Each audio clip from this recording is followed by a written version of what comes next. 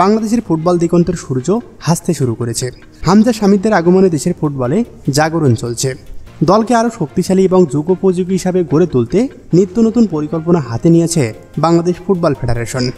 তারও ধারাবাহিকতায় এবার নতুন চমক নিয়ে হাজির বাফুফে। উত্তর আফ্রিকার ফুটবল পরাশক্তির দেশ মরক্কো।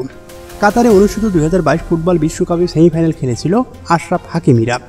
সেই দলের বিপক্ষে প্রীতি ফুটবল ম্যাচ খেলতে পারে বাংলাদেশ জাতীয় ফুটবল দল। সেই মরক্কোকে এমন এক প্রস্তাব দিয়েছেন যুব ক্রীড়া উপদেষ্টা আসিফ মাহমুদ সজীব ভুইয়া।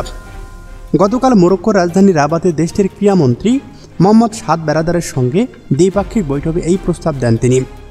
এ সময় মরক্কোর পক্ষ থেকেও সবুজ সংকেত দেয়া হয়েছে। তবে কবে কোথায় হবে সেই কাঙ্ক্ষিত ম্যাচ এখনও নির্ধারণ করেনি মরক্কো। এর বাইরেও সুখবর হচ্ছে তারা বাংলাদেশের ফুটবল অগ্রসরে বন্ধুত্বের হাত বাড়ানোর আশ্বাস দিয়েছেন।